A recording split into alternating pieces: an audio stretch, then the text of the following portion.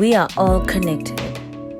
So join me as I talk to like-minded people about topics that are appropriate to the current times we are living in. My name is Lerato Tshabalala and this is Rlvnt.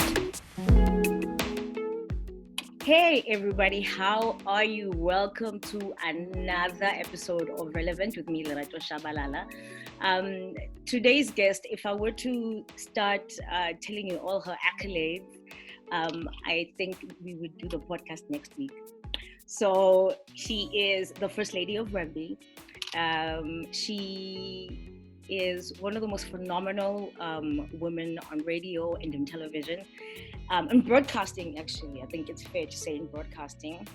She's a powerhouse, but she made me she makes me think of something. My first question to her is, first of all, hello, Motshidisi.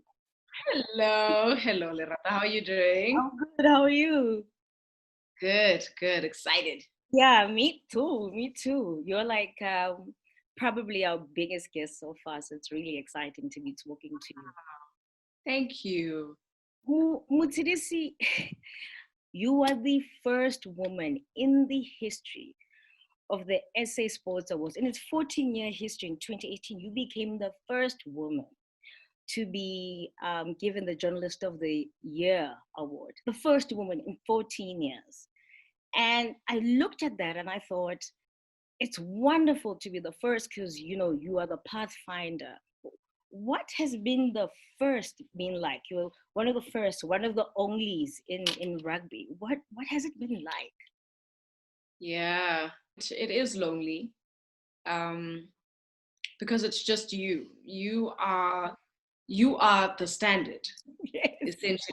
You set the pace. You move the boulders and the rocks and the trees and the things that other people are throwing into your path. You do that, and you do that mostly by yourself. So even on that particular day of the SA Sports Awards, after I posted my pictures on social media, I made it clear that I believe I'm the first of many, because I don't want to be the only one. There's no legacy in it just being me. And what would it do for me? What would it do for women in sport if I was the only one? If 10 years from now we're still saying Motshidisi is the only woman to have won a SA Sport Award Journalist of the Year, then I haven't done my part, or I haven't done enough. Yeah. So yeah, be the first, yay, but I want to be the first of many. Yes. I want there's much more ladies that are coming through. And I think because you're so intentional about it, it will be right. So I want to start off also by saying my lockdown inmate is a lot like you, studied accounting and ended up in rugby. And when I told him, he was like, I wonder if she knows that I also studied accounting. So what happened between UJ FM and YFM that made, because something seminal happened there? Because you finished your degree, didn't you? You got it, right? So you finished it. You could have easily gone and punched numbers, but something about being on radio during those formative years transformed something in you. What happened? So the medium, I always loved radio. I always loved television, of course. And I mean, I've been thinking about just all the shows that we used to have, the live amps, the studio mixes, Jam Alley. You'd run home to watch that quality, So radio in terms of YFM was also a thread in my life. We used to listen to Y in the morning. Sometimes we'd listen to Highfield in the car at 5FM. So my dad would just touch the dial and it's like, okay, we're going with this today, But what happened is I joined UJFM because I just felt I had a lot of time on my hands. As an accounting student, if I have class twice a day, it's a lot, right? And then it's the rest of the day doing what exactly. So I wanted to do something productive And then I thought, hey, why not join campus radio? And at the time, it was a rock radio station. So my audition to be a presenter didn't pan out very well. But then they let me read a newsreader script, a news bulletin. And they were like, oh, okay, she's got a dope voice. Let's try it out. And she does. And then I moved to YFM in April 2008. Mm-hmm. And I mean, my first bulletin I thought was, okay. everybody called and they were like, what? You're on YFM. You sound amazing, friend. I'm like, y'all so biased. Okay, whatever. But there was just magic in that newsroom. There was a magic about the YFM newsroom that even today, my colleagues are still my family. There's just a thread that made me want to be my very best. Because everywhere I looked were 19, 20, 21-year-olds who were pushing against that ceiling. You know, we were so young. And the things we were doing, covering elections, I mean, and we were, and at the time, like, really fully fledged professionals, you know, under the tutelage of our editor, Zukile Majova. And I loved it.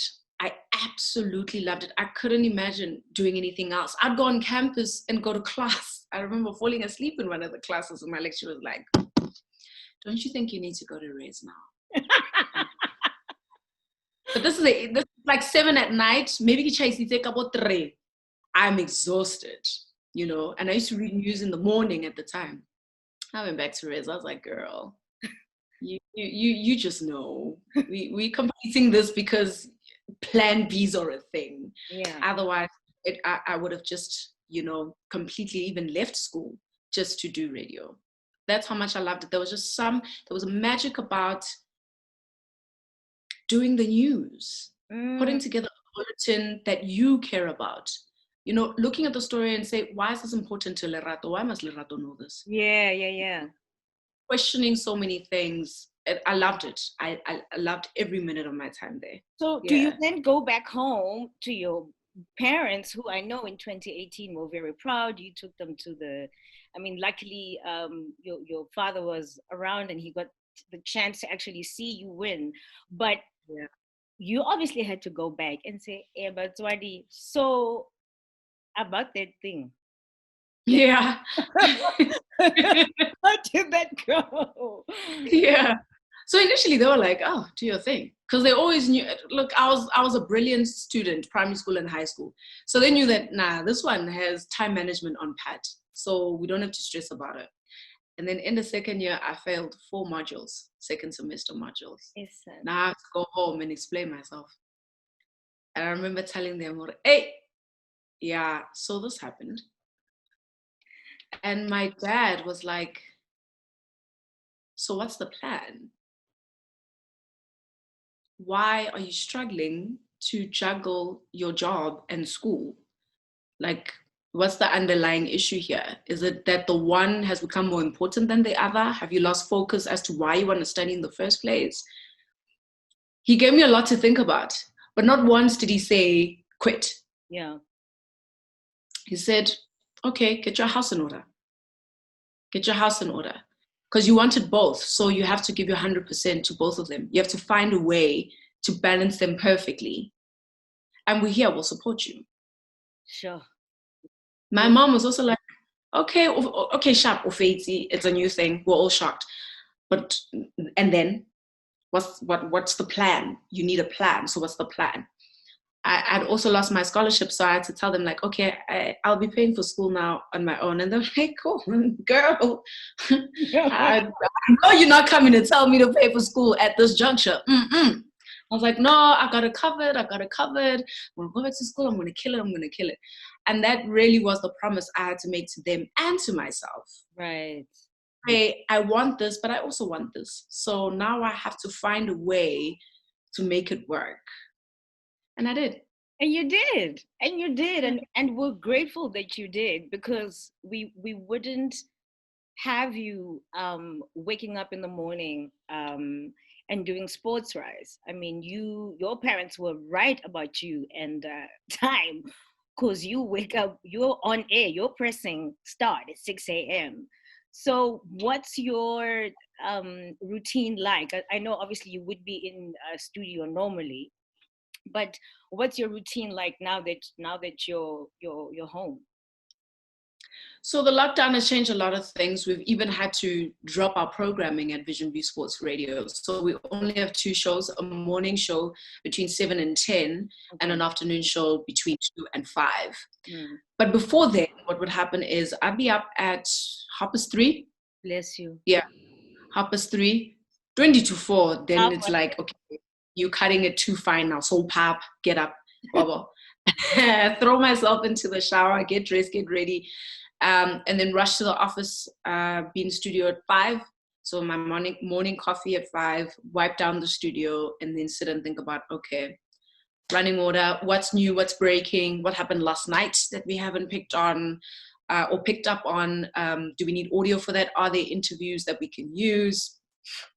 Beg your pardon. So that first hour is really a conversation around, okay, what's new, what's not in the running order right now. Right. And getting the right rapport with my co-host Lerato Tshabalala. Right. So that's the conversation between 5 and 6, and then at 6 we go. 6 is go time. So after that, not many discussions, maybe during the music, if we know that we're interviewing you, for example, but like, right, okay, what are we trying to get out of this interview, Lerato? Are we trying to praise her for her accolades? Do we want to get the backstory? Want to pick it up from when she was still a child getting into sport? What's the crux? So we work off of that and plan around that. But it's early mornings, very tiring, and you have to be consuming sports all the time.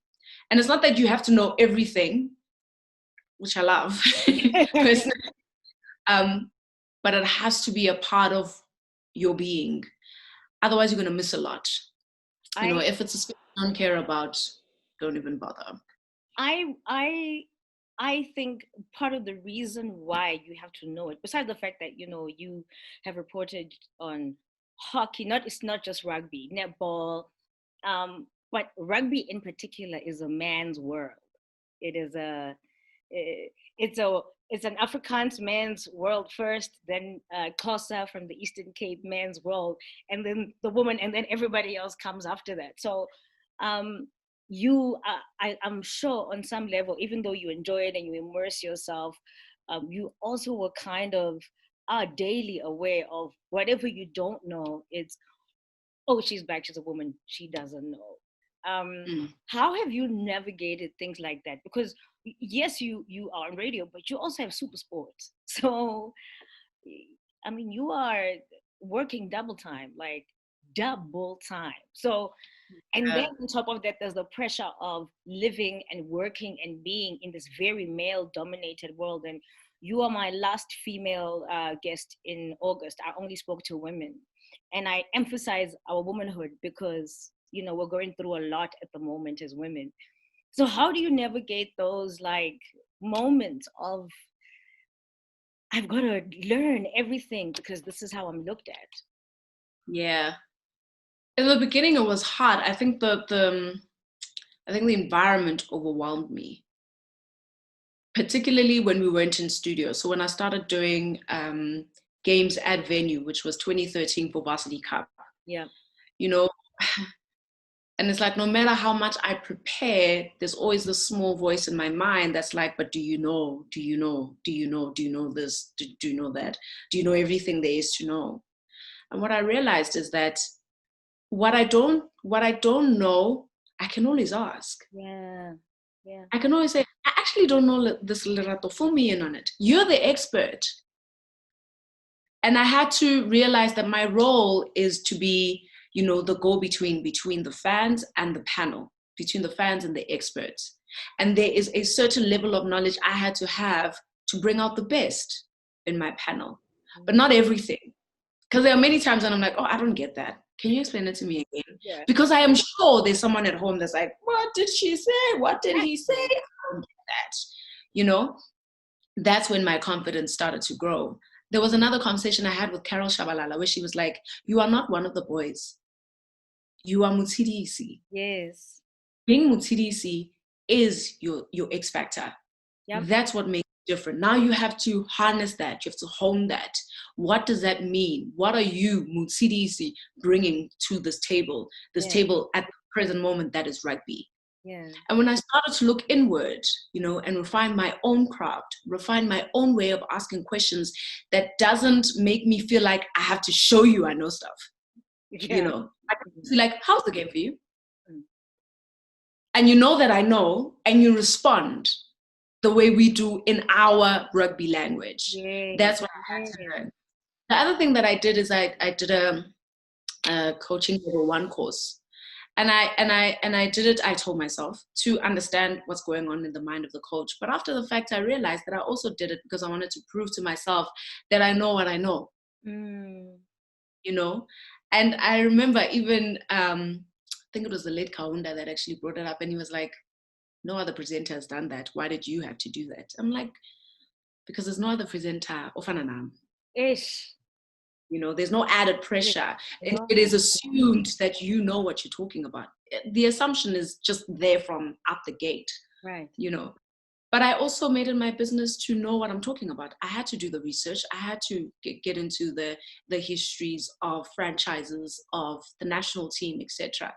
I had to make it my business to inform you, because when you watch, you watch for the panels, insights, and everything. But in order for me to get there, I have to know things. Exactly. I have to take them there, and that's when they start to bring out even the things that I don't see. Yeah. So it has been a journey, but it had to also be a journey of stripping myself of my own doubt and stripping myself of my own imposter syndrome. I had to strip myself of that. I had to move it away. And the only way I could do that is to build my confidence in my knowledge.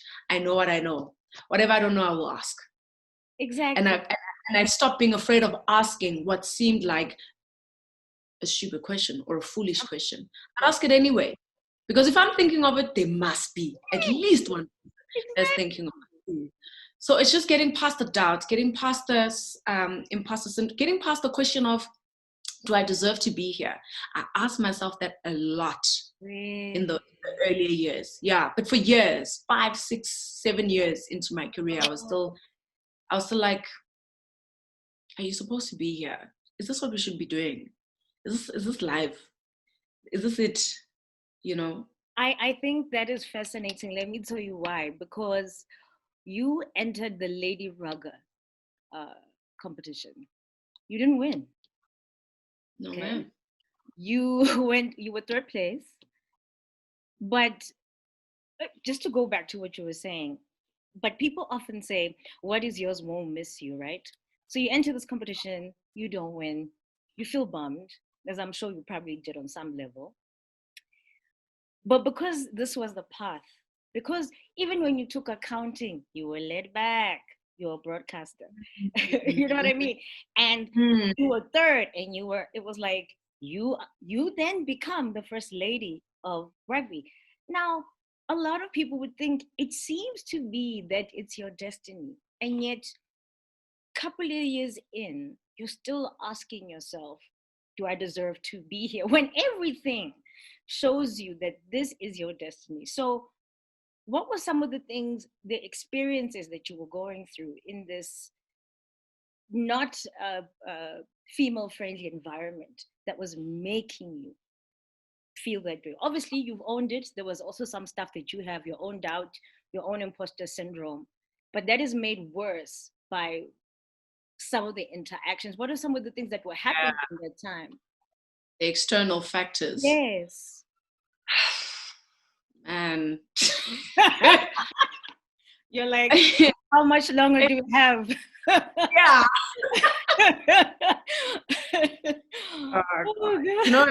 When I think about it, so I don't know. There's moments where I think about it and I'm like, gee, I don't even remember that.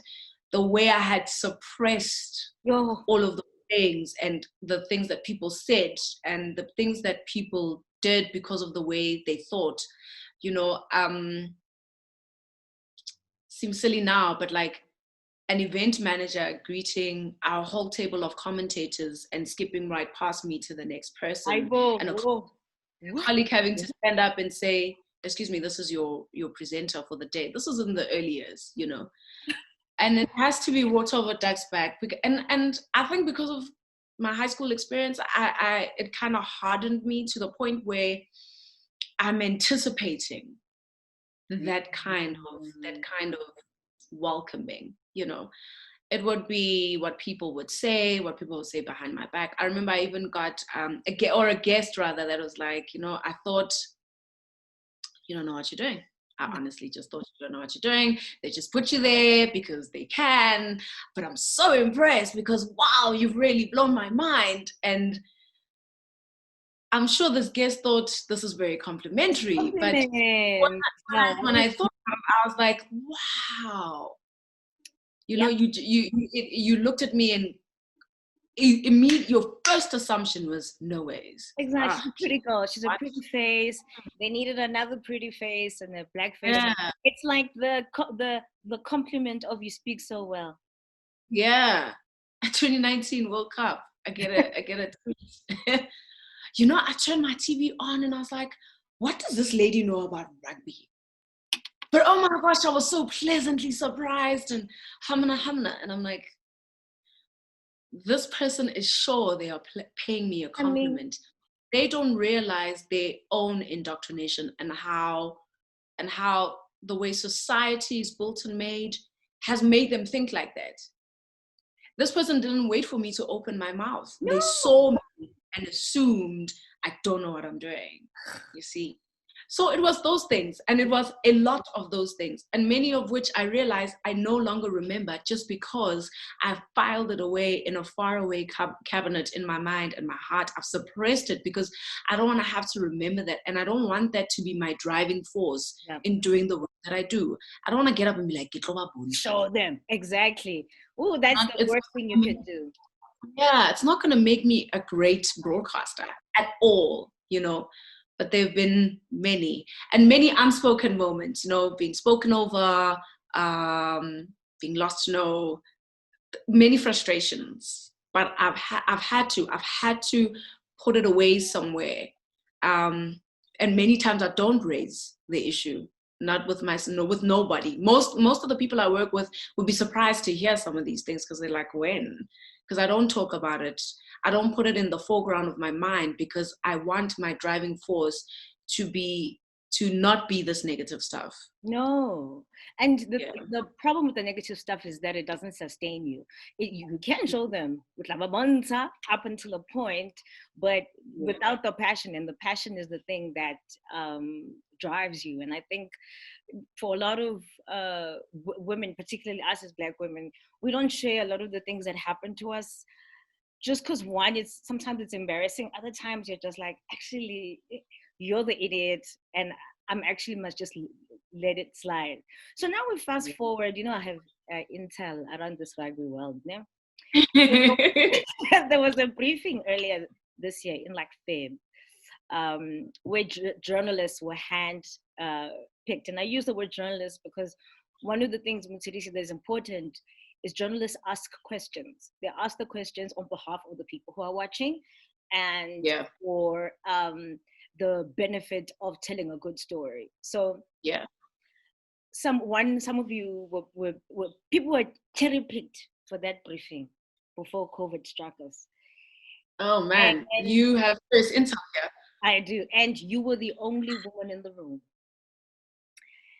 And I wanted to know, so, you know, you have these first experiences that you've just recounted, and then you win the award, but now it's 2020, and you're the only woman in the room. Did you kind of go, oh, not this again? Or were you, what kind of, because that is a jarring thing. It's like when you're the only Black person in a room full of white people, you notice it. That's why Black people find each other like, oh, there's another one, let me go there, you know. So what, it's in 2020, you were still the only woman, let alone Black, white, whatever, who was picked. What was that like? You know, I'm laughing. Why? I'm laughing because I I suspect I know your sources, and I know he remembers this source remembers this day, particularly because it's like, yeah, there's beers at the back, so help yourselves. And I remember saying, I hope there's ciders. And their whole room laughed. Because it's like, ganja, ganja. Exactly.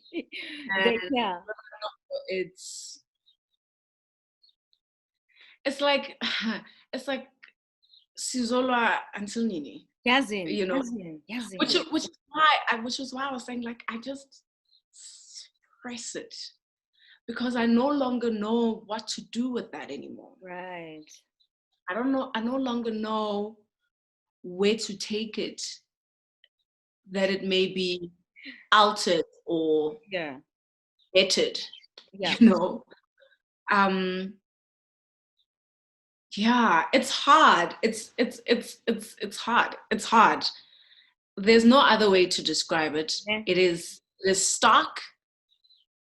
You pick it up immediately, you know, and it's odd because I feel like everyone else in the room doesn't. No. I walk in and it's odds. Hey, mods, fede. Number one, let's go, you know. Exactly. But for me, I'm like, it can't be like this. Yeah. Because you said it on the day. I think you also said it on the day. You know, my source told me that you were like, no, yeah. like, I had to, because it's like,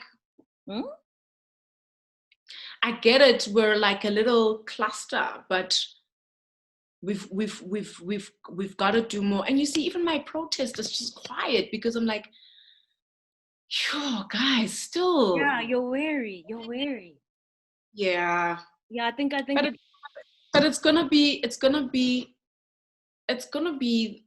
the thing that we still need to do. Yes. Often and for a while. Yeah. For a while, unless there's real will to change things, this is how it's going to be. And now I feel like you start as a woman to find ways around it, like you're constantly working around it because the energy to go through it no longer works. It no longer serves you because it's all still, it's coming right back at you. It's coming back at you. Now you have to fight, you have to like okay, exactly. go this way. Maybe maybe this way is gonna work. Maybe I'll come out on the other side. But you come out on the other side and there it is again, and there it is again. Maybe it's because we don't go through it. But it's tiring. And I don't know what to do with that anymore. I think it's important for people to know it's tiring. I think because you're not one of the boys and because you are feminine, you are a woman, you're not trying to be tough. You dress like a woman. You've decided to not come in as a strong. You know, you're like, well, I'm feminine. This is who I am. It's important for people to know it's hard, and that it takes a level of tenacity. But what I do know is that representation is important. Some girl is seeing you the way you saw Rlvnt Tshabalala, and you know what I mean, and many other women. When somebody sees themselves in a particular environment, even if it's one person, Motshidisi, that one girl will never forget you. And I know mentorship is important to you when you mentor girls. So I wanted to touch on the gentleman that you spoke about earlier, your father. You tell an amazing story to Dr. Tlaleng where when you got your period, the letter story. And and you speak about how your father, when you got your period, you know, he was the person who was in the kitchen when you were trying to make the tea, and he, you know, realized what was happening, and he called you into the room and said, look, this is what's happening, jump into the bath, I'll go with you to the shops to go get the stuff. And he went with you. Now that's a man who, like that story, like I'm just like every time, like and you told it laughing, but I was just like, wow. And it's a funny story, by the way. Go on Instagram, Motshidisi M, and just look for that conversation with Dr. Tlaleng on IG Live. And Motshidisi, that's a wonderful story, but your dad also died a couple of weeks before the most seminal moment of your career. And a lot of people are losing people right now with COVID-19, right? And this moment came to you, and you still, after a couple of weeks, you did go back and you did present the Rugby World Cup. And was very interesting for me was the year before, you had taken a photo saying who's going to win the Webb Ellis Cup, who's going to be engraved. So we all knew it was an important moment. And then your father passed away. How did you gather yourself? What did you do? Because you were raised by a wonderful man. How did you bring him with you? How did you reconcile? And how did you talk by yourself to be on TV? Yeah, that was hard. Papa died 2 days before the opening match. I remember the Monday. I had seen him the Sunday before. He was ill. And it's weird, in retrospect, all the signs were telling me that it's time. He had told me even a month prior on his birthday that it's time, but not like it's time. It's just the things that he was saying, and my spirit didn't grasp that. Also, it's denial, I think. You know what I mean? Like, even with me, my dad passed away. You kind of see it, but you're just like, if I acknowledge it, then it's happening. So it's happening. I think deep down inside I knew, but there's that childlike hope you always hold on to, no matter how old you are. Your parent is your parent. You just cling onto it, Yeah. So I saw him the Sunday, and I was, he was very ill. My Rangwani had come to visit Limangwane to see him, and even my Mangwani was saying to me, "Girl, Dad is very ill. How are you guys preparing?" And I'm like, no, I'm going to work. I've got rehearsal today, Monday and Tuesday, but not immediately, and we were all rallying and gathered around him, as we had been for years during his ailment. And my father was a cancer patient. He had prostate cancer. And by the time we picked it up years prior, it was already an advanced stage. So there was nothing that they could do to reverse the signs. His doctor always remarked that, she thought it would happen a lot sooner. So always praised him for his resilience. Anyway, so the 18th of September, in the wee hours, is when he departed from this world. 2 days later, I was supposed to be anchoring the opening of the World Cup. And it was devastating. It was devastating. He's the guy. Yeah. He's the guy that introduced us to football. He's the guy that was like, you can do anything. You are strong. He taught us to be strong. Taught us to ride bikes, scrape our knees, come back, get back on top, repeat the khabe. He's the guy that taught me how to drive, screaming in my ear like, don't be afraid of trucks, come on, move. Overtake this guy, it's so slow, He's the guy, man. And it was a big loss, a big loss. But I knew the way my dad moves, he would not, he would want us to be in mourning. He would want us to come together as a family. What he wouldn't want us to do is mope for too long. I knew that for sure. And my mom, when she recalls that week, always speaks of like, she was like, you were just moving and planning. Myself and my older sister were just in movement the whole time. She's like, I don't think you took a moment to say, this is what's happening and this is how I feel about it. I just kept in motion. I remember even the Friday, I grabbed my phone in the morning and quickly went onto my DSTV Now app just to see, like, oh, Neil's in studio. Okay, everything's going to be fine. Okay, the panel is there. Oh, great build up.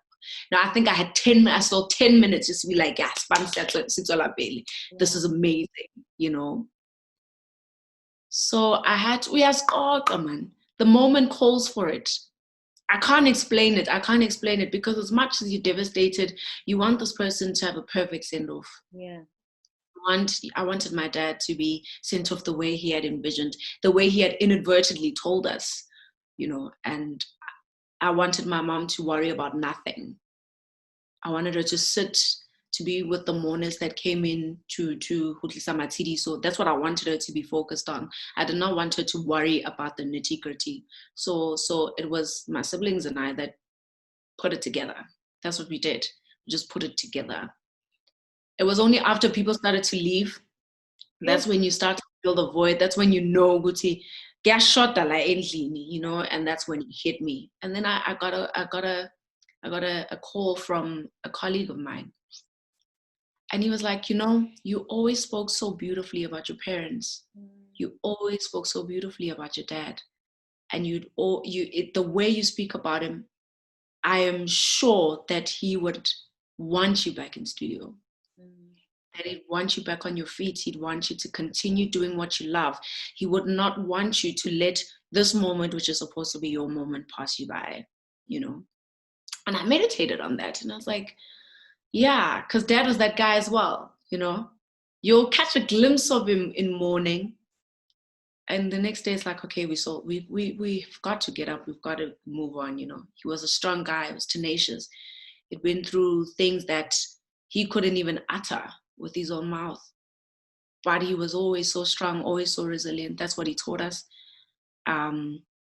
Boisterous, great energy, lectured us like nobody's business. You don't want to get in trouble with him because you know you're going to sit through hours of and I mean, what is going on here?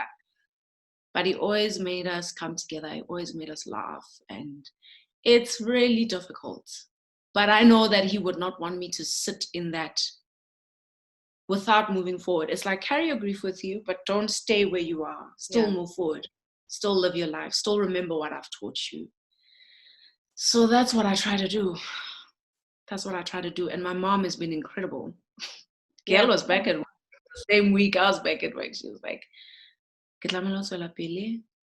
know, but I know he's sitting here like, okay, it's 5. Yes. 5. Ka 6. You know. Yeah. You find the strength that comes to you. It has to.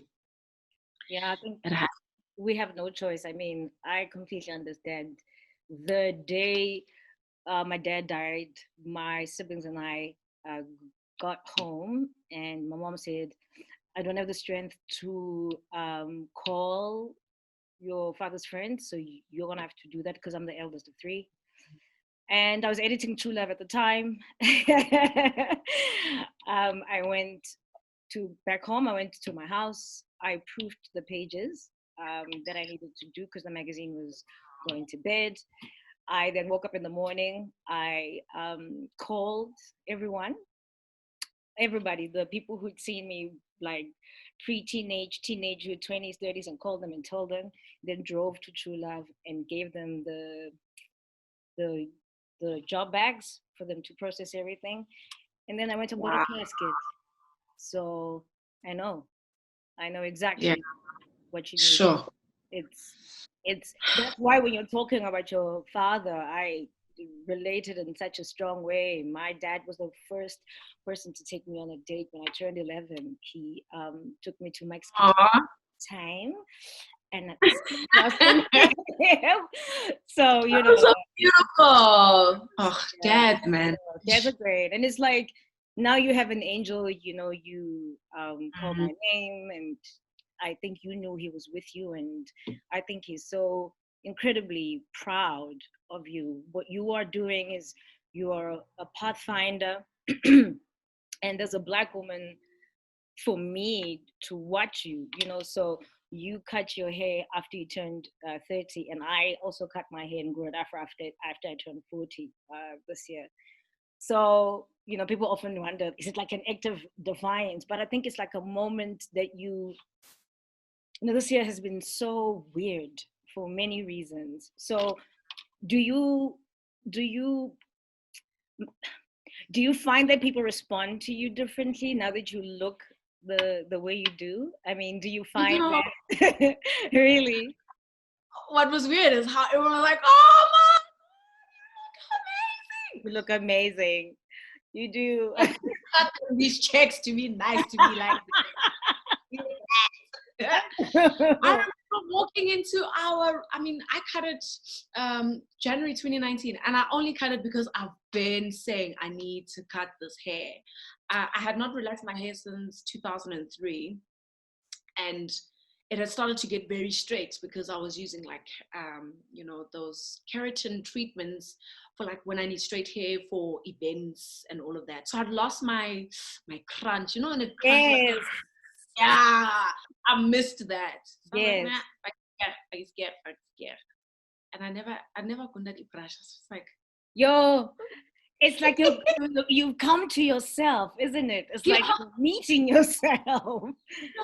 I never understood how other women would, describe that moment. But for me, it was like a weight off my shoulders. And then as the months progressed, I was like, maybe there was a inner reason. Maybe there was a reason in my spirit. It will come to me when it has to. But I feel so light, I feel so good. Yes. I absolutely loved it. And then watching it grow. Like, I know. I remember when we first saw you last year with the hair. I was like, yo. I mean, obviously, because rugby is a thing at the house, I was like, yo, like Mots went for it. Like you really did. And it was a huge juxtaposition. And just, I was like, and I said at home, I said, pretty girls do this, brush. I think it was the only thing I had. When you have a pretty face, you can just go. I didn't even care. I was like, I don't care what my head looks like. I just don't want to have any hair anymore. But like, I want to stand under the shower and have the water just cascade down my body. Girl. I just miss that sensation. But I remember distinctly that meeting. I mean, I walked in and everyone was like, oh my God, you look amazing. You look amazing. You look amazing. It was the Thanks, It was the truth. Yeah, you. And the thing I feared, and the thing I usually think about, like when I want to change a look, is like, oh man, I don't want to tell the bosses. And I remember even my CEO was like, dude, quality. Yeah, no. Amazing. You done, and I think you're ahead in a lot of in a huge sense. So before you wrap up, I know you not only do radio and TV, but you also do MCing gigs. And I'm like many other people, myself included, who've been, you've probably been affected by COVID-19. Also, I mean, rugby probably only is going to start in September. We hope, but I'm sure not only your income, but your state of mind has probably been affected by this time. So we know people look at you, they admire you, you are a mentor, you are a first and the only. And what are you doing? Like, how has this time affected you? And what are you doing to keep, to steady your mind through this thing? Because it's hard for all of us. I keep saying that at the beginning, we're all magwinyaring and banana caking and banana loafing. And our lockdown weight is here to stay.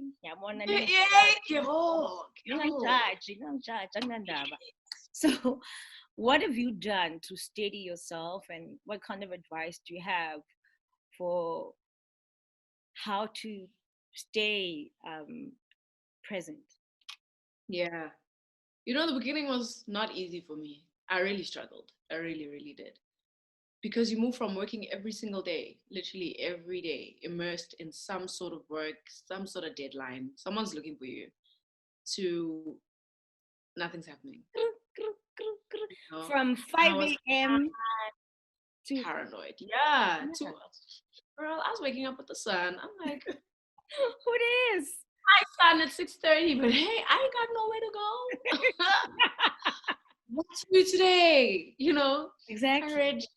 I reread some of my books. I bought new books. I even bought a coloring book just to distract myself. So yeah, it was a struggle there initially, but it's because I'm a person that does not. It's like life has to force me to slow down. Yeah. And to take it all in and to reflect. And I think I needed that time to just pull myself towards myself. So much had happened that I had not taken stock.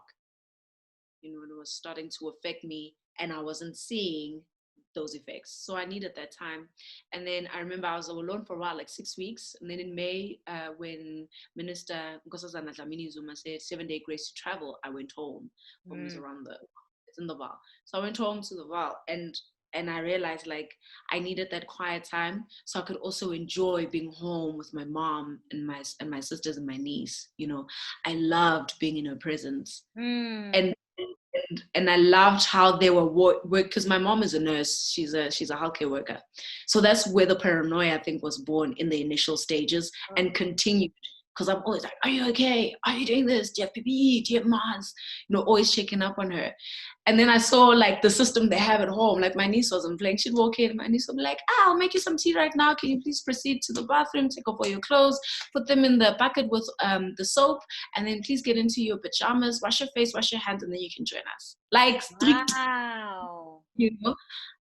And I enjoyed every minute of it. And then work started to pick up a little bit again. So I came back to Randburg so that I could be closer to work, both radio and television.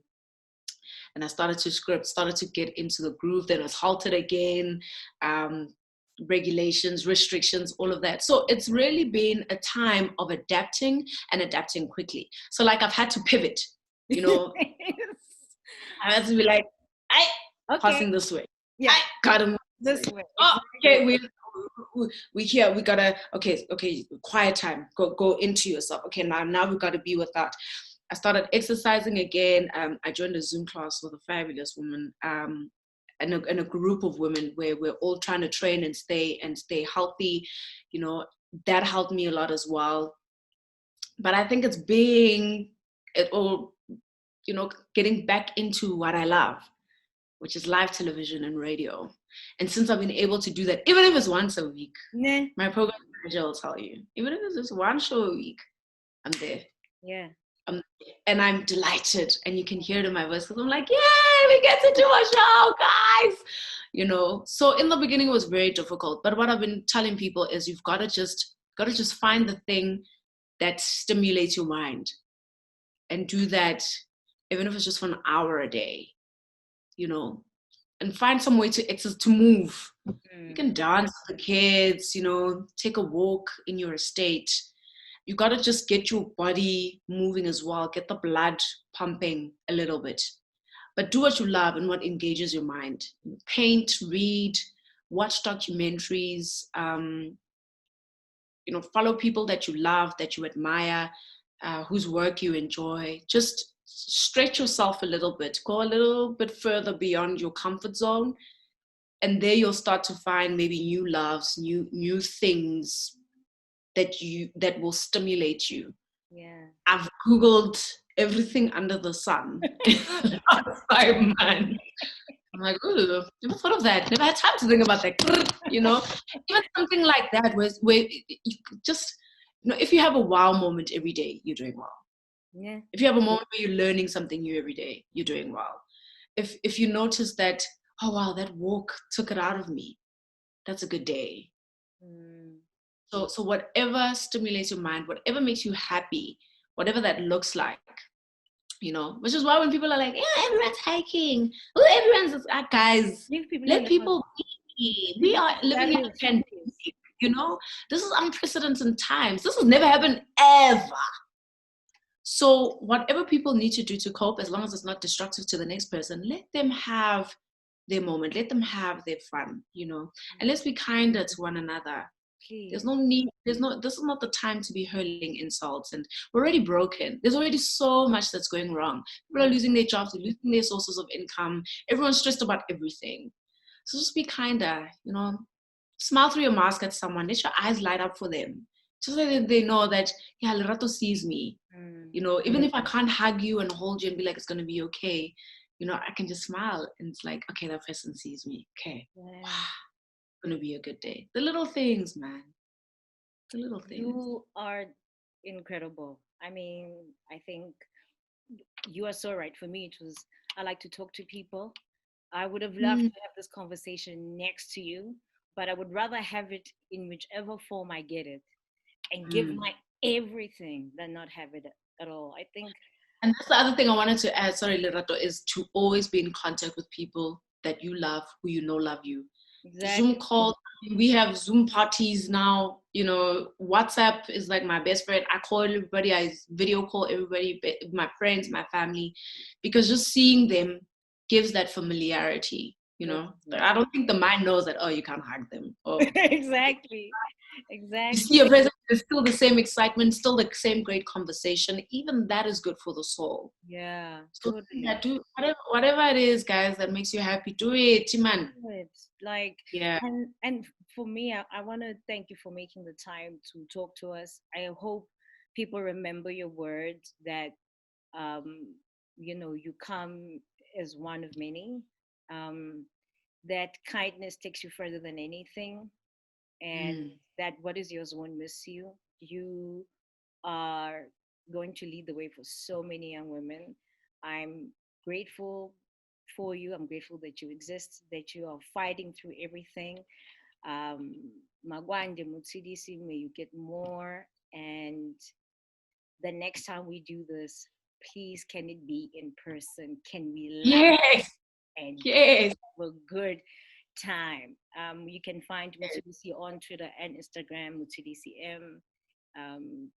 You can watch her on Supersport. You can listen to her on Vision V Radio. You can just go to her Instagram. She does live. Just interact. She's one of the greatest to ever do it. And um, here's to you, Mitsubishi. Thank you. I love that. Thank you so much. Thank you. Thank you for having me. Thank you for this platform that you've created. Thank you for stepping beyond the borders of your comfort zone, because I think you're going to unearth a lot of gems, and not just for yourself, but for, the upliftment and the enlightening of all of us. Yeah, the more the merrier, the conversations and the platforms to tell people stories. I had a same conversation with another team from another company, and I said it's so important that we continue telling our stories, because there's commonalities, there's threads that exist between you and I in our stories. There's so many things we can break bread over.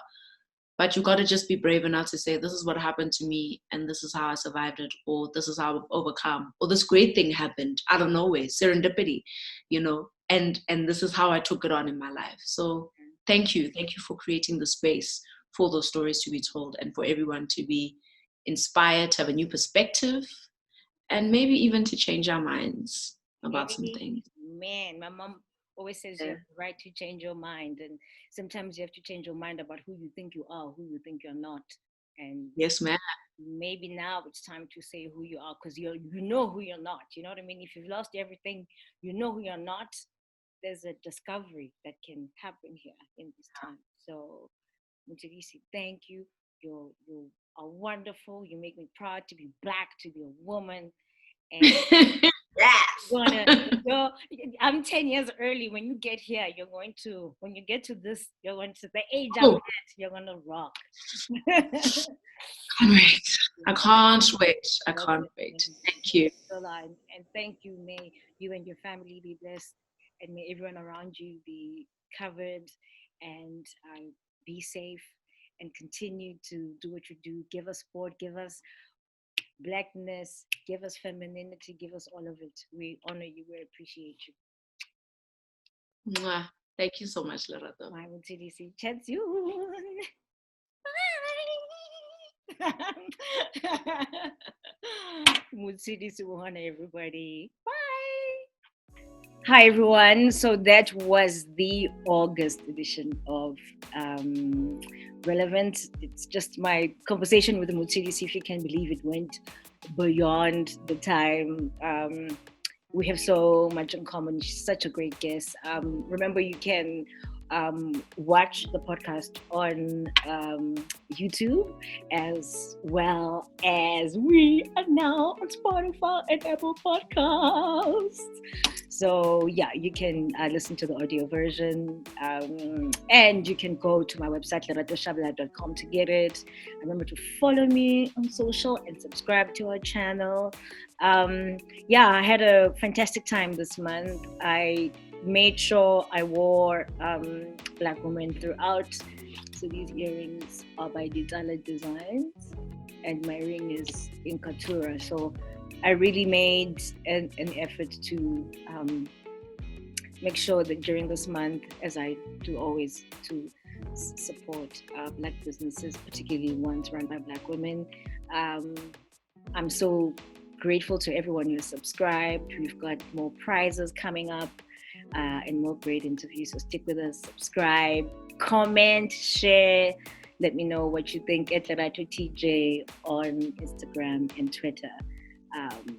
See you guys soon.